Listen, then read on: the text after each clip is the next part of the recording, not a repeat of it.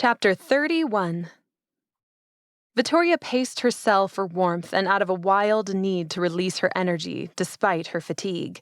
Eneko clouded her thoughts, distracting her every time she tried to deduce Romeo's true game. Why was Romeo with the rebels? Who was really in control here? It all gave way to the memory of Eneko's frightened voice. Was he safe? Was he cold? Had they hurt him? Had Sannara found him? Would she look? Oh, Eneko. Tears filled her eyes, hot and stinging.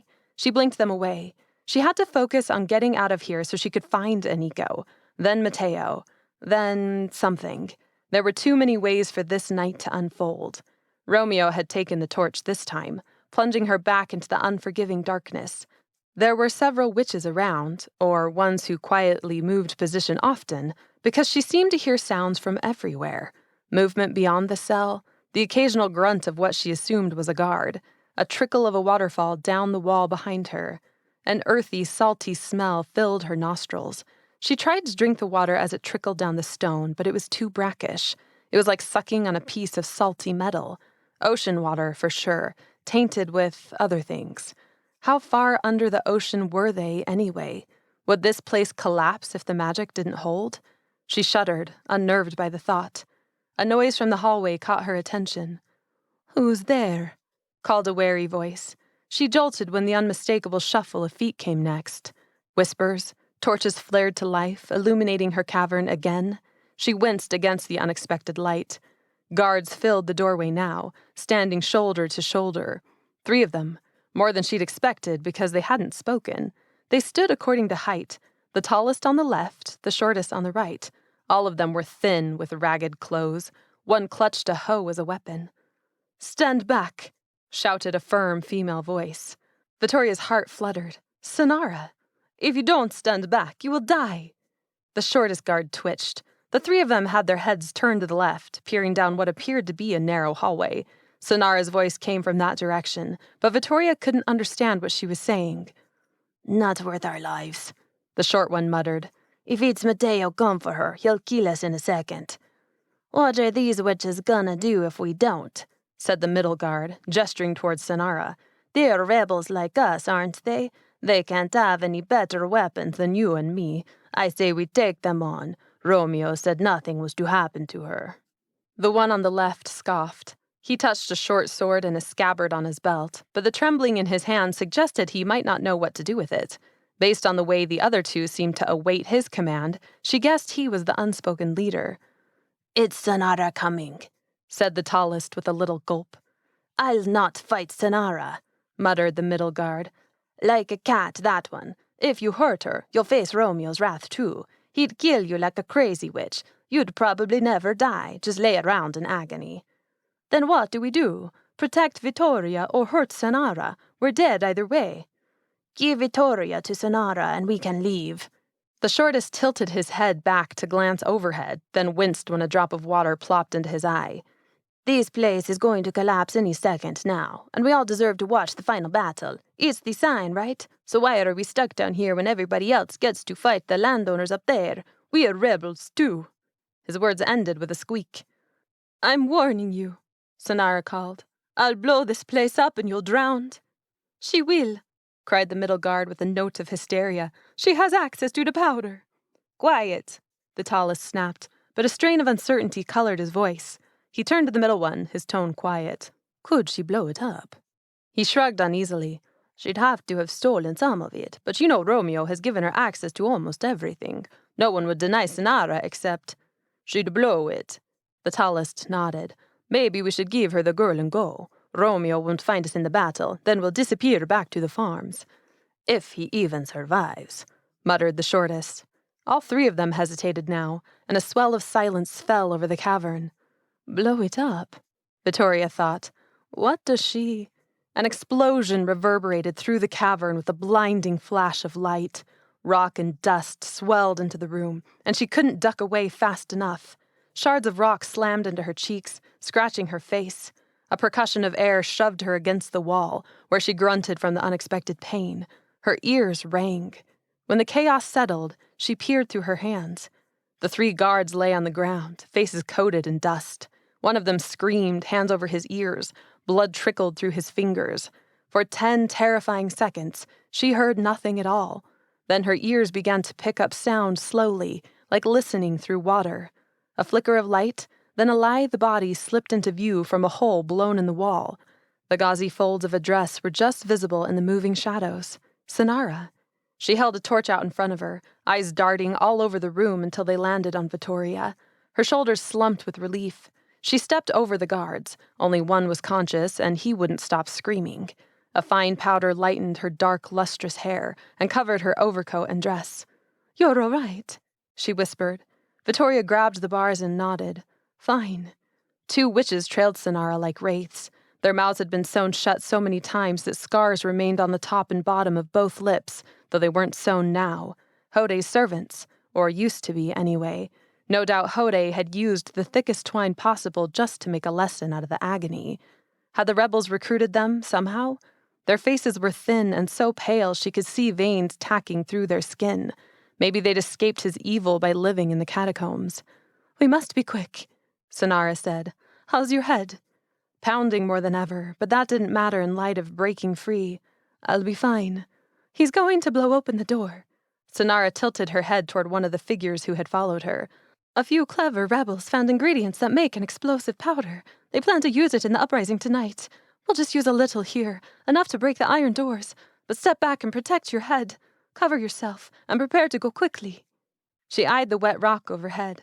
"Romeo kept his office far out of the usual catacomb traffic. We're under the ocean now, so this could get ugly fast."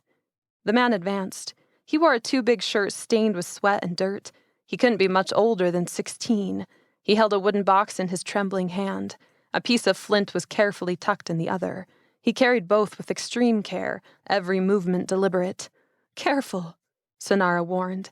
Vittoria opened her mouth to say thank you, but a movement from the doorway caught her gaze. The middle guard had woken up.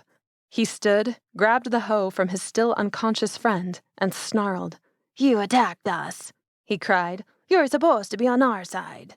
Sannara whirled on him. She nodded to Vittoria. "She's the giver La Principessa here to save us. You want to imprison her. You'll want to suffer as a worker for the rest of your life." He paled and mouthed, "La Principessa," as he stared at her. Rumors of her betrothal had surely reached all the farms by now, but her position as a giver clearly hadn't. Vittoria tried to force a serene expression, entirely at a loss. It was easy to be La Principessa when she was giving hope in the form of food, warmth, and medicine, but to be the symbol of hope that prevented a war? Her throat nearly closed off at the thought, and this was just one man. She couldn't do this. Not while Eneko was locked away. Not while Romeo was at large. This couldn't come down to a lavanda maid. The farm worker hesitated, clearly torn as to whether he believed it or not. No doubt Romeo had chosen these 3 because they'd come right from the farms. Though obviously not talented, they had brawn that would serve them in a fight. This witch had a body large enough that he could use his size like a boulder. All he had to do was crash into them to stop them. But he didn't. And that hesitation bought Sannara time to withdraw a sword and point it at his neck. He stopped, throat bobbing as he swallowed and stared at his reflection in the sword. "If you value your life," Sannara muttered, "you will leave right now." "Of course." He held up both hands. "I didn't know, I swear. La Principessa, forgive me." He hesitated, then quickly added to Sannara, "Romeo will kill you for this. You know that. He was firm, explicit. She was to be kept here no matter what." Sannara snarled. "Don't tell me my business, you fool. Now, go. Take your friends with you. And if you know what's good for you, you'll head back to the farms and avoid Romeo." Frantic, he nodded. He shook his friends, and they groggily sat up. Vittoria's heart slammed against her ribcage. The pale witch with the box had been crouched down all this time, carefully pinching some of the powder and weaving it in a line around the bars. Pieces of it fell to the stone and scattered, and he gingerly swept them back together. Vittoria pressed her face to the bars as a gush of water spurted from the ceiling near the new hole in the rock. Sannara eyed the water warily. "Eneko," Vittoria whispered. Sannara's expression grew haunted. "I will soon. I realized I had to break you free first. Then I can get Eneko while Romeo fights Mateo. Thank you, Vittoria. I didn't know. Where is he? Safe. I must. He's safe," she snapped, a wild look in her eyes. "He has to be. I can't fathom a world where he would. I'll find him no matter what it costs me, even my life. I owe my son that much." She trailed off, eyes watery. "Ready," the witch murmured as he replaced the lid on the wooden box. He stepped back, flint in hand again. Little shavings littered the floor in a small pile. Sannara pushed off her cloak and shoved it through the bars to Vittoria. "Stand back. Put these over you. Protect your head, and keep your toes as far away from the ground as possible if you can." Heart pounding, Vittoria climbed up on a little ledge of rock and held herself against the wet wall so tightly that the stones pressed into her stomach. The witch murmured something, a spell, and sparks flared with light. Vittoria screwed her eyes shut. "Ready," he called.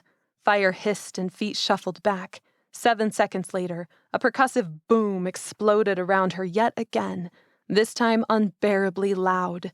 She thought her teeth would be shaken out of her head. An acrid scent filled the air. Debris and dust filled her lungs. She coughed, the powder grinding between her teeth and stabbing her tongue. The iron bars slammed into the wall next to her. One struck her shoulder with a thud. She cried out, but the sound was lost. Only a ringing noise swelled around her now. Vittoria's head pounded until she felt a hand on her back. "Come!" Sannara shouted, seemingly far away. Water poured into the cavern. Rocks crumbled under its power. In seconds, she'd be trapped in the flood. "It's all going to fall now!" Sannara yelled. Vittoria understood her more from the movement of her lips than from hearing the words. "We must go!" Vittoria shook Sannara's cloak off. Dust and rock fell to the water pooling on the floor. Sannara motioned for her to hurry, mud coating her face as she grabbed Vittoria's arm and wrenched her away. The crushed rock ground into Vittoria's feet as she sloshed through the water. The 3 guards had disappeared, leaving a wide open exit. Sannara pulled Vittoria out of the spray and pointed to the 2 men she'd brought with her. They eyed the salt water warily, stepping back. The waterfall widened every second.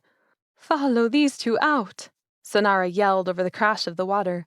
"They'll take you back to the surface. Mateo and Romeo are about to fight at the Elixir of La Principessa. Let Mateo see you. Let the workers see you. He needs you, Vittoria.